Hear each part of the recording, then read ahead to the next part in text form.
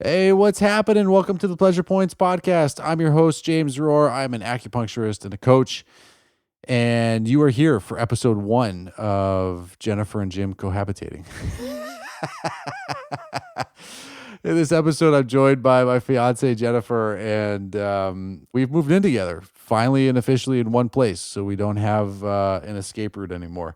So I wanted to have her come on, and we just had a good time. So hopefully you'll enjoy the episode as much as I did. And to follow Jennifer, you can check her out on Instagram at Jennifer Panza. You can follow me at James E. Rohr. You can email the show at pleasurepointspodcast@gmail.com. And you can check out my masterclass for dating and relationships to help you overcome your anxiety so that you can thrive in all areas of your love life. That's going to be at invitinginlove.com. So thank you guys so much for being here. Thank you for the outpouring of support from a couple episodes when Cola passed away. The podcast is back up on iTunes. Those of you who are watching, we were taken down for a bit, but we got that solved. And so we're back up and running at full speed. So thanks so much and enjoy the show.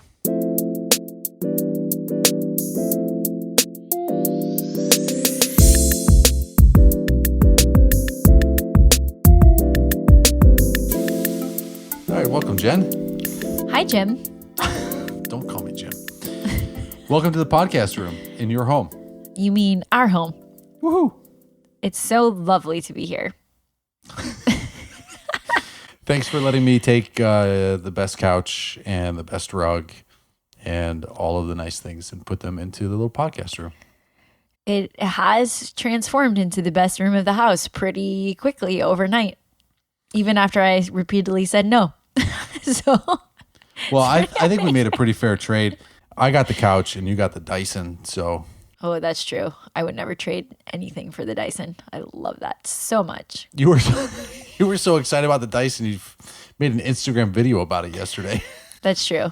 And everyone else got to see my geekish, complete love fest for the Dyson vacuum, which in my opinion is the best mechanical invention that has been created this century. Just going to go ahead and say that. It's like game changer. It's so sad. I guess that's when you know you're getting old, is when you care more about your vacuum cleaner than any other things in life. It's a really nice vacuum. It's so amazing. And when you put the essential oils on it and you put the tissue in it, it sucks it up and the whole house smells. It's just like next level cleaning. I think we made it 2 minutes before you mentioned it in essential oil. Really? It's only been that long? Awesome. Breaking records. Oh, it hasn't been 2 minutes. It's been like a minute and a half. Well, that's how much I like them. Yeah. So really the reason that I wanted you to come on this episode is because people have been wondering how awesome is it for you to be cohabitating with me? Oh, are they? I'm Yeah. sure that's exactly. Yeah, that's like my inbox is full of that. I saw this thing on Instagram where it was like influencers are like, a lot of you have been asking about my skincare routine. It's like, no, nobody's been asking about your skincare routine. Could be. It could be. Well, my friends have been asking and they are concerned. Like, how's it going? Are you okay? It's almost as if someone has died in the family and they're like making sure that everything is. No, I'm just kidding. Everyone's very happy for us and they are curious how it's going. I mean, we've been in a long distance-ish relationship for a few years now. So being in one place together is new and exciting and horrifying. So, Well, we've been in one place together for a while, but now like we don't have an escape hatch. right, exactly. Well, and the commingling of all of the things, you know, like the podcast room and like that thing on the wall right there. Yeah. So before I like was in here all day getting the room set up, and I have like an object that's very sacred to me. It's a deer antler with some deer hooves hanging down. It's a wind chime. I've had it for years. And Jen comes in here and she's settling into the couch over there and she looks up and she goes, "What is that shit on the wall?" And she was like, her face dropped. She goes, "Oh, that's like a sacred thing. Sorry." It was not clear to me what it was. And then once I don't have my glasses on, it's later. Sure. So once I identified that it's a thing that's important, I I relinquish my judgment against its ugliness. Because sacred, because if it's sacred, it can be ugly. Don't worry. Let's take a poll on Instagram and see if others agree. Yes or no for house decorations, ugly sacred items. Well, when it keeps you spiritually safe, you'll be thankful. What am I not spiritually safe from? Well, nothing, because you live with me now and we have objects like that on the wall. Oh, perfect. Thank you so much for protecting me from things that I didn't know existed. You're welcome. You're welcome. You keep that attitude up and we'll be fine in this relationship. So what's your favorite thing about living with me so far? So my favorite thing about living with you so far is that I don't miss you. Although I did miss you a little bit when I left today, which is like really sappy and like, just like, why? But I did. Yeah. When we do like episode 8 of Jen and Jim cohabitating together, we'll see if that feeling is still there. Yeah, for sure. So we can see what happens if I miss you or not. Maybe everything will change, but yeah, it's just nice. I think that there's so much bandwidth goes into. You don't actually have to answer that question, by the way. Oh, I was really answering it. I think that's important because I think that we spend so much bandwidth when we aren't together, like thinking about when we're going to see each other next or when we're going to plan this or plan that. And it occupies a lot of bandwidth. So just knowing that we're here together and I don't have to think about that is just a huge relief. So that's my favorite part. About how you get to relax. I'm relaxed because you're here. Because it's spiritually safe. Because of the horns on the wall. Yeah, that's exactly what I said. Pretty much that's what it came down to. I was like, thank you for putting that thing on the wall because I feel safe. Well, what else do you do besides the essential oils? We don't want to talk about that. What do I do besides essential oils? I vacuum the house with essential oils. And I put essential oils on the cat. And I do everything in my life. There is no part of my life that doesn't involve essential oils. I even drive with oils. There's no part of my life that doesn't have oils. The fact that I've survived as a human for so many years without them is shocking and appalling. And it's kind of sad. Just saying. Because your world didn't smell as good? God, it smelled so bad. Yeah, and also, they're just practical. They just enhance life. It's like great music. I care less about music and more about oils, but that's just me. It's true. Oh, that's what I want to talk about. What was the song that I was playing the other day on the radio and you were just like, I can't believe you're making me listen to this song in the morning? Oh my gosh, yeah, because you listen to the 2 a.m. Journey, Tiny Dancer, Oh, it was Tiny Dancer. It was some Spotify playlist and you just came out, you hadn't had your coffee yet and you were just like, Tiny Dancer? What the fuck? It's 9 a.m. right now. Yeah. I can't believe I'm listening to this in the morning. Yeah, I mean, spoken like a true bartender, server, waitress. Where I came from, that kind of music was only played after you were embarrassingly wasted to listen to, to be really excited and everyone sings in the bar and proves that they're all American, yippee rah rah, Tiny Dancer. And I never liked it then. So, I'm going to make Journey my alarm clock. Oh my gosh, no. Then you'll be really fucking confused. You'll be like, what is it? Is it closing time? Is it 1:30, 2 in the morning? Oh my gosh. And I'll be like, I'm so glad that the spiritually safe podcast room is where you can sleep. Enjoy your journey. Mm-hmm. Yeah. How about let's talk about how the bed is in the middle of the living room and it looks horrible. And now I'm trying to figure out what to do with it because one time I suggested that I have a bohemian dream that I want to have lots of pillows and have a floor area. And I really want to go to Morocco and buy a bunch of pillows and different things. And you used it as the perfect opportunity to quickly switch the couch out of the living room and replace it with a guest bed, which is now in the middle of the living room.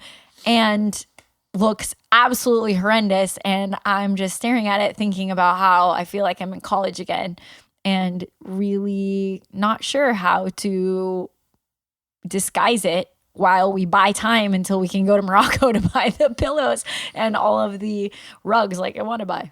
Did you have a mattress in your living room in college?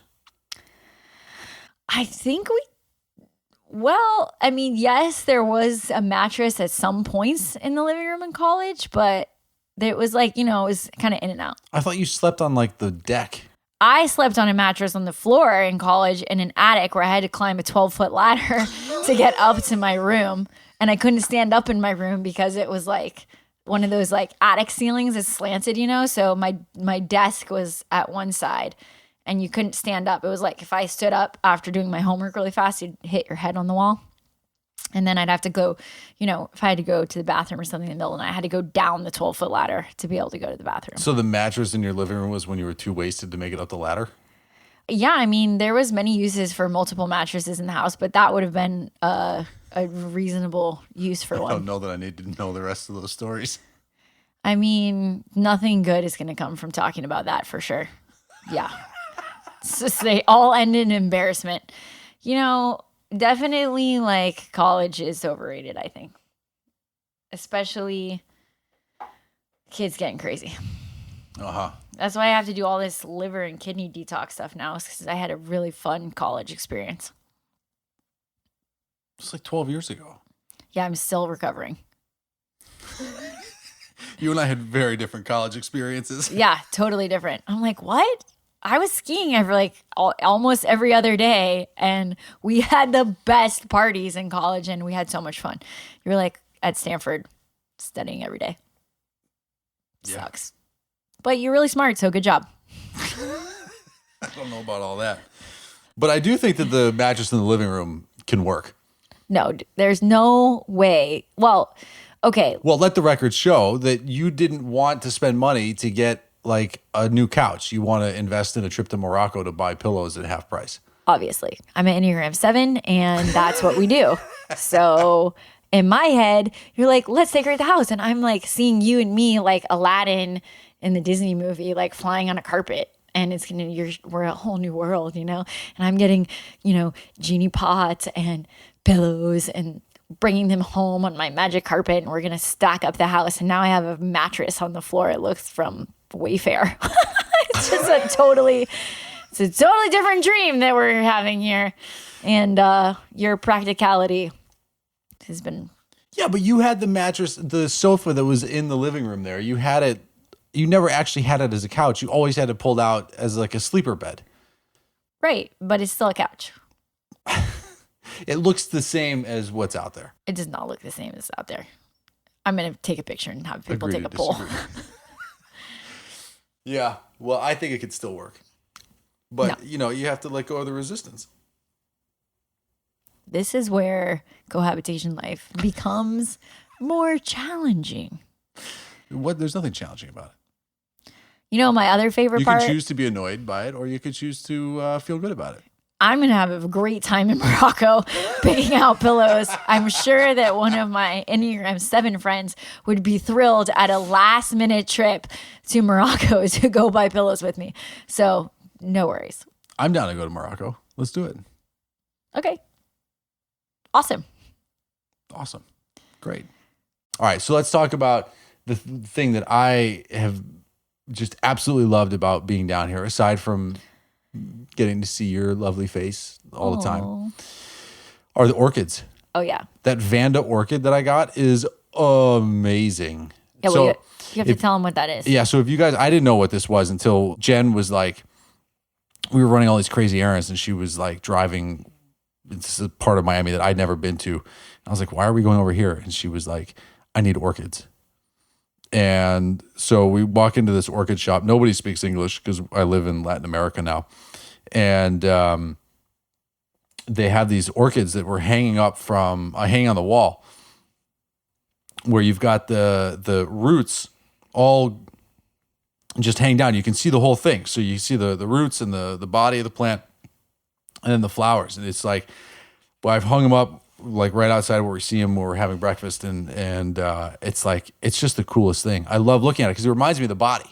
It's like when I think about energetically what the body looks like and how it works is like, it was like this amazing representation of that, because the roots and the tendrils like will grow down, and it reminds me of that's kind of the first and the second chakra going down. And then you've got the greenery of the third, the fourth, and the fifth chakra. And then the flowers just totally open up, right? So you get like that kind of illumination of the 6th and the 7th. And I love it. I mean, roots are amazing because they look like, you can imagine the nerve endings in the body and, sort of the brain and then the whole nervous system coming down. But I've just been so stoked when those orchids. Yeah, but we have to move the bucket that they get watered in because I just can't look at that anymore. Yeah. So we water them with a bucket. How you water them is you dunk all the roots in. And I hate to break it to you because I know you're so excited about that bucket and those orchids, but we can't have it there. It looks ugly. Well, we just have to figure out a way to do it. I mean, I'm not entirely sure. It's so humid here. I'm not entirely sure how much like water they actually need. And if it needs to be dunked in a bucket or if that was like some YouTube video for people in the Midwest trying to grow an orchid like that. Or if we can just like spray it. I mean, at the place, they just had a hose and hosed it down, but we don't have a hose. Oh, we do have a hose just downstairs. Yeah, it's not going to happen. Right.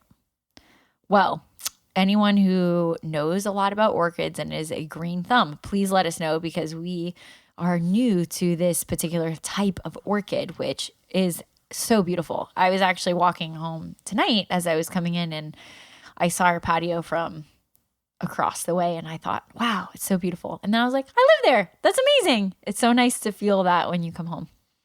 Yeah. And then you also learned that certain plants are toxic to cats. That's true. There are certain plants that are toxic to cats, and I bought all of them from Home Depot. In a very excited and confused fit of purchasing plants before a huge rainstorm.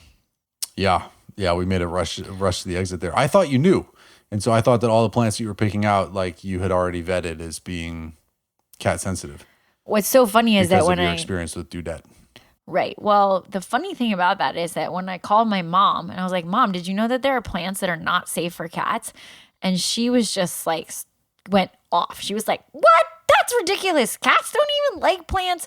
That's so stupid. I've never heard of anything, blah, blah, blah. But I think that because the climate in Colorado is so different than the climate here, that the plants that are available to buy are totally different. So the plants that are toxic to cats are mostly tropical plants, it turns out. And is that for real or did you just make that up? I think I made it up, but it seems like I never saw any of these plants when I was growing up in Colorado, and I've never They didn't have peace lilies there? Maybe they must have. Maybe peace lilies, but like I've never seen not the Dumbo plant, the giant like elephant ear plant. No, for sure. And we had like spider plants growing up and like just basic house plants like ferns and stuff, and all of that stuff is really fine for cats. So I was surprised to see so many plants that are toxic for cats on the list that were in the cart.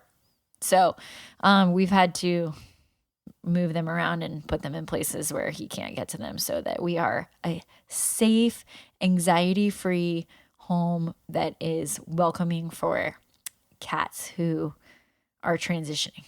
You know why I think you're going to be a great mom? Why? It's because you and I are both able to totally make shit up and pass it off like we've done the research and we know what we're talking about. Really? I mean, I can smell your bullshit, but... Well, I felt like when I was explaining things to Wyatt the other day, I was like, oh man, I don't remember any of the science from like second or third grade at all. I'm like, wait a minute, I'm going to have to look that up and make sure that what I said is true. Yeah, well, you're working out the kinks. You're working out the kinks now with Wyatt. I mean, you've gotten him terrified of aliens, of tornadoes. Salmonella. That was the one, right? We touched a salmonella. Fish. We touched...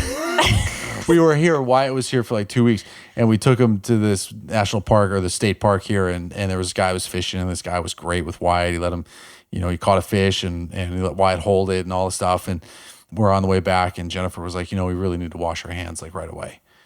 And Wyatt was like, why? She's like, well, fish have germs.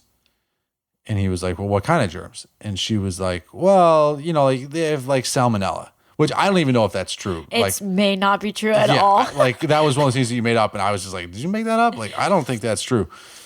Like just from touching the scales of it, right? And so then we're on the car ride back, and Wyatt goes, "So what's this like salmon? What's this salmon L going to do to me? How is it going to make me sick?" And Jen was like, well, you might have like horrible diarrhea, your stomach will cramp, you might have a fever, but it's like, it's totally fine. Like it's in a lot of things. So like you've probably been exposed to it already. It's fine. Well, there's a lot of truth to that, to be fair. And I don't know. I mean, we didn't tell the kid that not to wash their hands. Like, the rule is you touch something gross, you got to wash your hands. He touched a fish from the ocean and it's like, yeah, but you bugs named the everywhere. enemy and you like painted this picture for him. And, you know, just like the aliens, and you were talking about aliens and UFOs and, you know, if they're coming to eat people or whatever. And Oh my gosh, I did not say any of that. Please, people that are listening out there, do not believe what he's saying. you did tell him that tornadoes are not a big deal. And when a tornado was close to your house growing up, instead of seeking shelter, you and your mom walked outside and were like, oh, I think we'll be okay. Yeah, we totally did that growing up. And maybe other people that grew up in a tornado area would too. But that was different because they're not like, it wasn't like real tornadoes. Like, you know when a real tornado is coming. Like, we could see them off in the distance. And then it was like, okay, well, that's happening. Yeah. So then 2 weeks later, I'm like, why? Do you want to go to Colorado for summer vacation? He's like, no, they got a lot of tornadoes. Well, and tornadoes are real. We talked about how if there's a real situation, you need to go into the bathroom, you need to cover your head, and you need to listen to the teacher if it's happening at school and those kind of things. But, you know, I mean, look, when we were in the hurricane, we were also looking out the window here. You know, it's like you kind of want to see what's going on, and it's a cool opportunity to experience nature. Maybe he'll end up being a tornado chaser. You never know. He could be, he's into science and he's into natural disasters. Like, he could be the next, like, guy who discovers there's a vortex inside of a tornado, which, like, quantum Some physics. Genetically modified way to eliminate salmonella. Yeah, exactly. Like, maybe this is creating some sort of genius within him. I'm totally open to that possibility. Fueled by terror and panic. It was not scary. Like, you know, that's the other It's thing. not scary to you. Yeah. And, 6. and kids should not be scared either. The only reason why kids are scared is because their parents are scared of stuff. So if you're going to be scared of something and you're going to freak out, then your kids are going to be freaked out about stuff. It's just the way it is. That's why I'm so chill. Yeah, that's like what the woman said who came to cut Siegfried's nails. So Siegfried the cat has like these like talons, and Jen's been saying for like 2 years that she wants to take him to the vet to get him cut. But then she read online that some vets won't even do it if they're afraid that it's gonna like endanger them. So we have a neighbor down below who has 5 cats, and who's like tamed wild cats. Do you like how I manifested that we live right above the coolest cat lady ever? And she's solving all of our cat issues. So Jen invited her up today to trim the cat's nails, and all morning Jen was like, I'm really afraid for her. I'm really afraid for her. This could go really bad. Like, she's a nice, lovely woman with her husband and kids, and you know, I'm afraid Siegfried is gonna just destroy her. And she came in like a boss and handled it. Yeah, she just grabbed him, she put him in the towel, and she clipped off his nails, and it was like 1 minute. He took or a less. swipe at her face, but like he didn't Wolverine her. He just like, you know, Yeah, she was soft fine. soft swiped her. And she said afterwards, she goes, it's because I go in with no fear. She's like, I know the outcome that needs to happen, and if I get scratched along the way, then so be it. It's that was like such a great thing for life. Yeah, she's also a psychotherapist. Oh, So, right. She trains people, right, with cats, and she uses animals as part of their therapy. Yeah, I love her. Best neighbor ever. Everyone should get a neighbor just like her. Yeah. Yeah. She came in. She's just like, well, you know, if that's what happens, it happens. We could tell it to all of our clients about a lot of things. Yeah, I just learned a lesson myself right there. Like, I was just projecting all of this fame and blood and glory and all the things that were going to happen, and it was just totally fine. Yeah, you went worst case scenario with that one. I know. That's because I was having PTSD flashbacks to the one time that I tried to give him a bath, and I was taking him towards the shower, and I had the bathtub ready because we used to give my cat a bath all the time because my dad I warned has you. asthma. And so we had to wash our cat like every week or 2 weeks, and she was fine. I mean, she didn't really like it. Like, she made lots of funny noises and she looked funny, and, you know, we shampooed her and everything. But then afterwards she was fine, and we'd like towel her off and hair dry her, and it was okay. But when I attempted this bathing ritual with Mr. Siegfried, I got skewered, like straight up cut. I've never seen Yeah, it an was like animal. Freddy Krueger like. Yeah, I've never seen You an had animal track go marks, like, so on your forearm. Yeah, it was like ferocious, the attack, and he was afraid for his life. And I thought, he grooms himself. He's fine. We'll just get one of those cat brushes. We're good. And so I didn't want that to happen to her. And I think it's traumatic for the cat. It's not comfortable for them. It's obviously cats can't swim, which is why they don't like water. So he didn't want to be in that environment, and He was I respect pretty that. bummed out. Yeah, he was not okay with that. So, but she proved me wrong with the nail clipper thing, and we'll have her over as many times as she wants to come back when his nails grow. I felt like she gave us the look that was like, okay, you guys are on your own now. I broke the seal. I showed you it can be done. It's Figure it possible. out. Go in with no fear. Well, yeah, it's not that hard. I think as long as I think it's the confidence factor, because you don't want to accidentally cut too deep or not far enough. So if you can go fast and just clip them real quick, I think that it's easy. But I just, I'm not that confident that I can clip them that quickly. So we're gonna have to practice. Yeah. I'm going to see how quickly I can cut your nails and your toenails off while you're trying to get away from me. We'll use you as a guinea pig. Remind me to be out of town for that. Yeah. It won't work. Well, Jim, thanks for having me on the podcast. It's been such a pleasure. I really enjoy the way you've decorated this room. Awesome. Is that it? We're going to wrap it up? Well, I don't know. You started to give me the stare, the eye thing, where you look deep into my eyes, like you want to tell me something romantic. Do I have that look? It could also be that you are hungry. I can't tell. It's my bedtime. It's like 11 o'clock. We did it this late because you don't seem to like fully come alive until like 10:15, 10:30. Ooh, sometimes that's true. Yep. I get my best ideas starting at 10 o'clock. That's what I'm realizing. So like this is a big part of our cohabitation life where normally like about this time when I would go to bed, I'd be like, okay, I'm going to sleep. And we just hang up, like good night, hang up, it's done. And then I realize now that you would probably like do 2 or 3 hours of things. Well, so I think it's my nature to want to stay up and do things. However, it's not practical for me, and I definitely know it's not good for my health. So that's why I use essential oils to help me to get into a healthy cycle of sleep. So I'm going to douse myself in Serenity and be passed out in 15 minutes. It's going to be great. Awesome.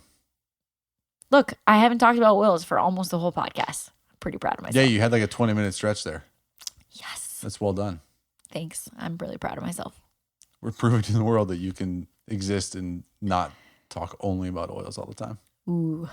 I like the oils though. It's nice. I did make my like men's box here for the podcast room. Of, like, The podcast room has its own box of men's oils. yeah, it's got my favorite oils. Pray do Dope. tell, bro Terra. No, I don't need to get into all that. Let's just say it's got the good ones. Which I like ones? vetiver. Oh yeah, vetiver. It's got all the furs. The Okay. vetiver, the Siberian fur, the white fur. Nice. Yeah. It's a solid podcast collection. Yeah, it's good. This is like on my way up to making something like Joe Rogan's got. He's got everyone that goes on his show is like, dude, this place is amazing. He has a full workout gym. He's got a sensory deprivation tank, like a float tank. He's got like a sauna in his place. He's got an entire archery range. What does he have to go home then? Is it at his house? He's got a family there. Yeah, no, he's got his own, like, I don't even know how big it is. I mean, it must be massive. Just this like huge warehouse of like podcast studio. Wow. Yeah. He must not want to go home. No, he likes to go home. He's got his whole family and does all the things, but he loves his podcast area. Well, it's his man cave. Yeah. I respect that. Yeah. Every man needs a man cave. Yeah. And now we also have a mattress in the living room. See? It's no wonder your friend saw your Instagram story and was like, can I please decorate your place? Yeah, I have a friend that's an interior decorator, and she was like, Jen, do you need help? I'm like, yes, please. Please help us. I'm on a carpet in my head in Morocco buying pillows, and Jim is not on the same I'm in the page. podcast room. He's in the podcast room just looking at his amazing couch and his amazing rug and his cool horn on the wall. Feeling totally spiritually protected. He's so protected. Keep talking shit, and I might have to revoke that spiritual protection. I'm gonna just keep it in the podcast room. The podcast room will be protected. Did you feel the force field of energy that you walked through to get in here? No, but I do have to say that you are really good at creating a space. Like your office, both of your offices that you've had are just like you walk in and you feel like it's like a vortex. Like, oh, remember the time that that was crazy. You should tell the story about the internet guy. That was awesome. What the fuck? I'd forgotten about that. That was amazing. This guy in South Beach, he worked for whatever, like some Wi-Fi company, whatever's down here. I don't even know, Xfinity or something. And he kept calling my phone. And if you've like ever tried to do business with me, you realize I just don't answer my phone very much. And I finally get this knock on the door when I'm there. And he's like, dude, I've been trying to get in touch with you for weeks. He's like, people are complaining about the Wi-Fi signal around here. And all of the towers, everything is perfect. And the anomaly is coming from this office. And at the office, it was like my office. The main entrance door had my office and then my partner's office. And he was like, yeah, your partner let me in. And the other one, I've already scanned that office. He goes, it's your office. And he's like, can I just like take a look around? And so he pulls out this like Ghostbusters like scanner thing. And he's going all around the room. I had a client who was in there. She was sitting on the couch. And she starts cracking up because she's been with me for a while. And he's scanning all the beams, doing the things. He's like reaching up in the ceiling, pushing up on those shitty ceiling tiles. And he's just like, I don't get it. He's like, what are you doing in here? He's like, do you have any like electronic devices? I was like, no, man. I was like, we don't even have Wi-Fi for our office here. I was like, we've got nothing. I don't even have a laptop here. Like we have no computers. There was nothing there. And he just looked around and he was like, I don't understand. He's like, the problem is definitely coming from here. Meanwhile, your client is laughing hysterically. She's like, it's a spiritual vortex. It's the horn on the wall or whatever. Dragon in the corner, whatever you had, whatever. Yeah, he just like left the office shaking his head and he was like, sorry to bother you. He's like, I'll leave you alone. I don't get it. That was awesome. I forgot about that. That was funny. But yeah, you can feel it. I mean, it is nice. So thanks for spiritually protecting our home. Yeah, I mean, look, we're fucking around. Make the house feel like a vortex. I like that.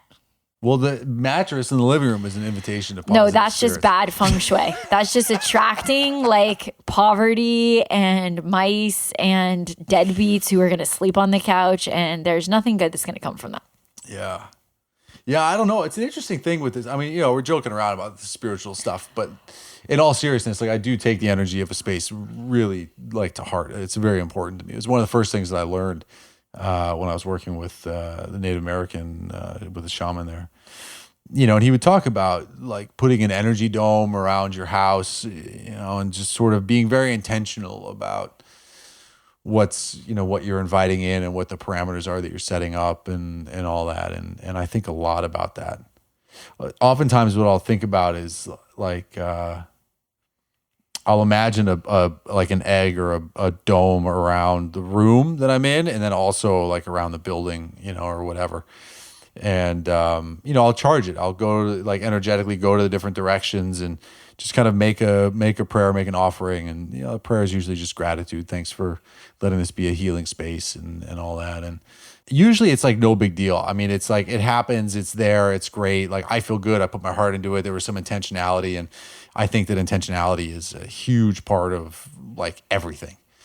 But there was one time in that South Beach office where I had this client who was coming, and she was like super late, and it was just drama. It was like chaos all around her, like trying to get her there. She was like waiting for the Uber, and then the Uber got lost, and she ended up being like 45 minutes late. And at one point, while I was waiting for her to arrive, I was like looking out the window, and I saw energetically this like crazy storm cloud that was like rolling over South Beach. And it wasn't an actual cloud. It was this like energetic thing that I was sensing. And it was like billowing and just kind of angry. It was really such a bizarre experience. And it got to the window.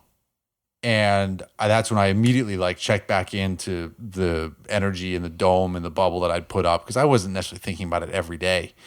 And it was like Star Wars, these movies now, where it's just like boom, it's up there. And I looked, it was like the storm cloud had like eyes, and I just looked at it. I was like, you are not allowed in here. And it was like it assessed the protection that I had and was like, okay. And he's like, but we're here for her. Yikes. And I was like, the fuck you are? I was like, no. Like, I was like, she's new to me. I was like, you're not doing anything to her while she's in here. And I was like, I wasn't sure how much I wanted to extend kind of my energy with all the things, but I was like, you are not doing anything while she's here. And so she ends up coming in, and she's like, I'm doing the intake and the energy. I'm just totally distracted because it's like I'm talking to her, but I'm feeling this energy outside the window. And I don't like to give credence to that stuff. I just think that if you're like focusing on the darkness, you're going to get more of that same kind of thing. But one of the first questions I asked her was like, who's trying to kill you? Or who put a curse on you? And she was like, oh, you see that? I was like, what the fuck? I'm not getting paid enough. It's like, I'm not getting paid enough for this. And she goes, well, two different people. She said, well, there's my ex-boyfriend who like did this thing. And then she told me a story. She was Romanian. She was like, I was with my ex-husband, my ex-husband's mother on her deathbed, and she never liked me, but no one else was taking care of her. And I was with her. And the last thing that she said before she died was that she wished me eternal suffering. That's horrible. And I was like, Well, the eternal suffering is outside the window. And seems like the eternal suffering is following you around. So let's fix that. Yeah, it was really intense. That's so crazy. It was crazy. And so normally like I wouldn't even talk about it, but I was just like, all right, she's clearly in it. And this is one of these things that I think about now too, where it's like was that energy of that cloud like a thing? Was it an actual kind of entity? Or was it like this woman believing the curse and the hexes and like all of that she was generating that kind of energy to be against herself as a sort of like sabotage? And that what I was seeing was this kind of creation of her. And I don't think these distinctions, I don't even know if they necessarily matter, but I still think about that, when this stuff comes up. I mean, even if I see something cool around somebody, it's like, is that like really like a golden eagle flying around your head? Or is this just some figment of energy that has me wondering, like it means something to me, so I'm going to see it and I'll communicate that to you, like the symbols and stuff. But is there really like a golden eagle there? Or is this just, or is it all my consciousness or your consciousness or like whatever, So I don't know. But I think that having kind of being attuned to this stuff is helpful, And I think about stories like that when I do go to a new place and I'm establishing my energy, where it's like, all right, I don't want to focus on necessarily what I want to repel, because I don't want to keep feeding that. I don't want it to become a spotlight of like attraction, but I'll definitely think like, okay, what do I want to invite in? And what is allowed into here? And what do I want the outcome of the space to be?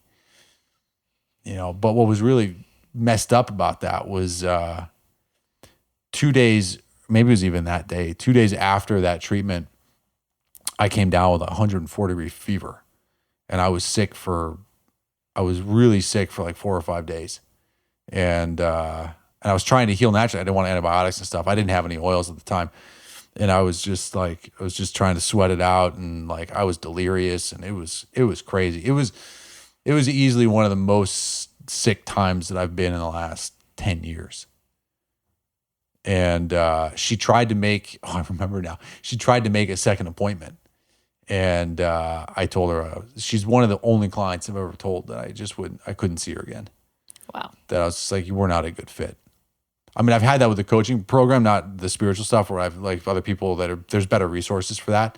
But she was the only person I think that I've ever worked with where I was just like, I can't work with you because the energy and stuff, it's like, it's too much for me to handle. Wow. And I also think that like, because I had engaged with her on that level, it was going to keep feeding it. And it was possible that by sending her to another acupuncturist, she might get the benefits of the acupuncture that could like process some of that without having that direct dialogue. And that's where I think sometimes not always talking about what you see can be helpful. Right. But it was so prevalent. I mean, I can picture it now. It's just this like huge storm cloud rolling in, and then it was just like it hit the barrier of the office and was stopped. And it was like, we're here for her. I was like, this is a poltergeist kind of shit. I hated that movie as a kid. I didn't watch anything like that. It's not my thing. Oh my God, I hate it. There's this scene in Poltergeist where this I was 5 years old when I saw it. What? There was a scene in Poltergeist where there's a little boy in a room and the tree outside of his window breaks through the window and grabs him and pulls him out. Spoiler alert for like a 40-year-old movie. And it pulls him, and this kid was like haunted by this tree. And so I saw the movie, and I was having these horrible nightmares. I had my own room in this house, and there was this giant tree that was right outside the window. And after like 2 weeks of not sleeping well, I remember I was sitting in the room, I was playing by myself, and I see this huge truck come down the driveway. We lived in Connecticut at the time, and we had this long driveway. And these guys come over. My mom comes up, and she goes, "Hey, you got to get out of the room here." She goes, "The landscapers are here to cut down the tree." And I was like, oh my God, my parents love me so much that they're cutting down this tree because like I'm terrified from that movie. And it was probably 15 years later, my mom heard me telling that story, and she starts cracking up, and she was like, are you kidding me? She goes, when we bought that house, we had all the landscaping plans. That tree was never going to survive. She goes, it just happened that the landscapers showed up that day to cut it down. Oh my gosh, Midge. Yeah. Love that. The data versus the story, right? The data is the tree got cut down. The story is I'm loved. My mom's story is like it was planned. That's awesome. Oh damn. So yeah, so let's have good vibes in the house. I'm so happy to be here with you, and it feels really great to. I mean, all the fucking around aside, it feels great to be here with you and to launch this next phase. Yay! It's so much fun, and it does feel different when you're here, all joking aside. But I've also had other spiritual things in the house, which have helped me to feel cozy and safe here. And I definitely 1,000% agree with all the energy things. I've never seen what you've seen or felt different things like that. But I think, I think there is something, it's again, boundaries. It's just healthy boundaries against different energies and things that we don't understand. And I think that it's important to be clear on the love that we have and we hold, and keep that in the house and share that and invite only people that are in that vibration and into our homes. So, well, I remember when back when we were doing yoga together, and we talked about that, where it's just like there was this feeling of like I wanted your energy to expand and like fill the space and to hold. I mean, it's a phrase that I hate when these people use it, holding space. It's like, I don't know. That phrase annoys me. But there is something about like containing the room, that I think is important. And you do a great job of that. Thanks. You didn't until you met me, but now you do. Does that mean we can take the horns down? Yeah. The objects are the objects. It has nothing to do with that. You know No, what I mean? I know. It's like, I'm just teasing. I know you're joking. But no, it's like the objects are things. That's what my teachers talk about all the time. It's like it's just a thing. You don't need it. It's a reminder. It's a physical object. It's just to call us back home. To call us back to our best selves, to help us to remember. That's a process that I try to do every day, is to remember. Cool. Well, thank you guys for being here, Jennifer. Thanks for coming on. Thanks for letting me take the couch and putting up with the mattress in the living room until you get a magic carpet ride. How do the people find you? Yeah, you just find me on Instagram, the cohabitator of James Rohr. Could you imagine? Jesus. No, So people's handles are like, I'm the Mrs. So-and-so. It's like, don't you have an identity of your own? Well, It's like, what's your purpose in your life? My purpose is to be a wife. It's like, well, okay. Do you have another purpose where you're not defined by somebody else? Well, that's a whole other podcast. That's a whole episode. That's a whole other episode. So where do they find you? What's Oh your, yeah, what's your so handle? my Instagram is my name, Jennifer Panza, Pansa, and I would love to connect with you there. And please share your thoughts about this episode and what you think we should do about the couch situation. And if you have any tips about the orchid or anything we talked about, we are very grateful for your opinions and your conversation. Awesome. And my stuff, invitinginlove.com, will take you to the area where I do my relationship coaching, giving people the tools to overcome anxiety so you can thrive in all areas of dating in your love life.